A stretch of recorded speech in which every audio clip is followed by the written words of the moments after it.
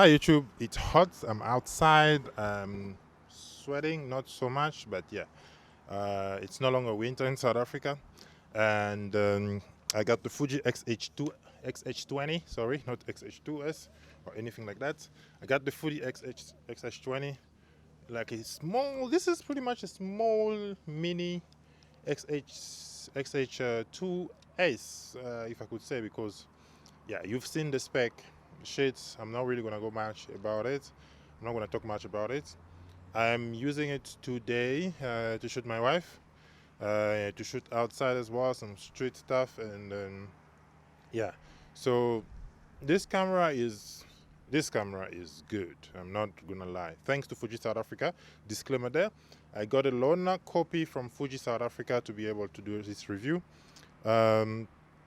This camera is good. The photo capability, I'm not even going to talk about it because Fuji has been good, I think, since the X-T2, which I have here. Since the X-T2, Fuji has had really good photo capability. And just now that I'm just feeling it, this camera is pretty light. This is my X-T2.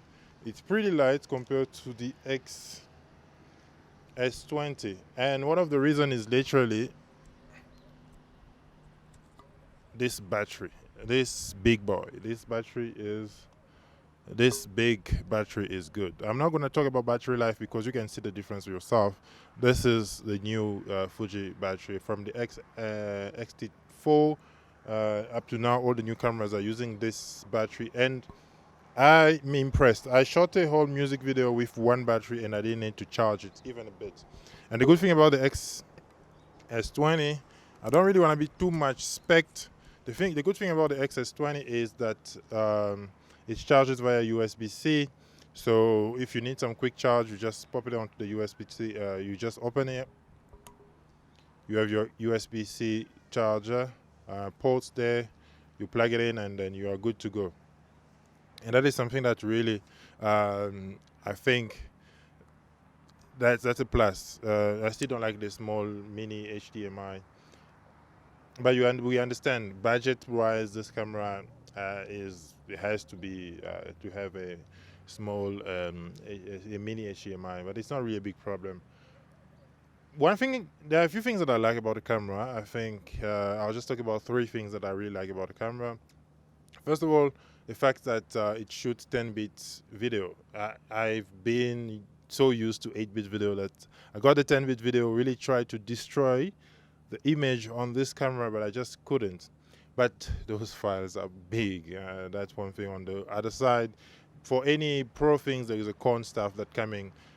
So there is a con stuff that on the other side. 10-bit video, really good, but file size are really big. Luckily with Fuji, you can choose at which bitrate you want to write your files to be written on the card. It helps a little bit. You can reduce the file size here and there. But if you want the maximum quality, you shoot with the best possible bitrate. But you need it will chow your battery, your data. It will chow your memory card because it only shoots with memory card. That's one other gripe. And I don't like the placement of the memory card, but I understand with the body size, there is no other way where they could have put the memory card.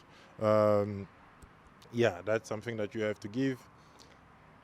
One thing I like is the body is a bit small though for me, so I wish they could have battery grip for this one, but I don't think it's possible. Yeah, and it looks like you can't really remove this battery though. So the body is very small, even compared to my X-T2. X-T2 is a little bit slightly taller, but the grip itself is really wide. It's really deep, so not wide. And my hands is really fitting in here very well.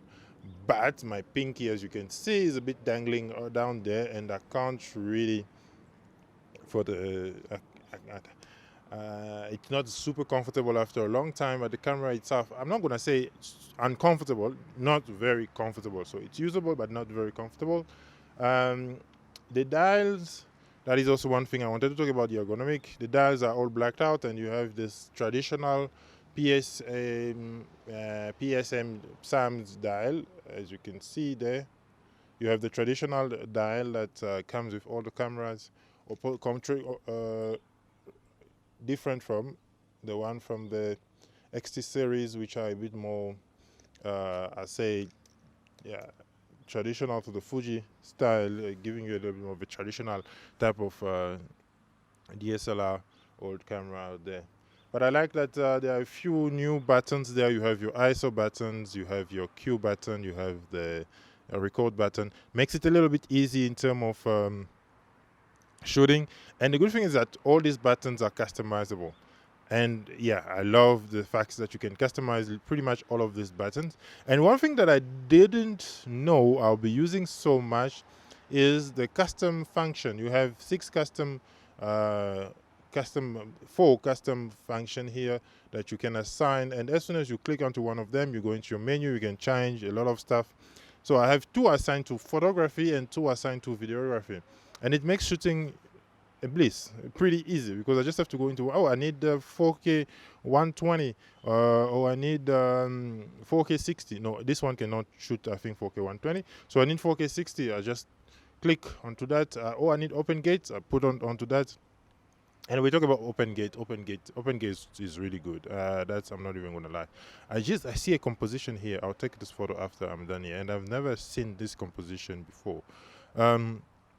So I'm very, very much impressed about this camera. I mean, there are a few things here that I've really Fuji's got pretty right, and because the body is so small, sorry man, this is not really a review because I don't do review. I've used the camera and then I'll give you my opinion after that.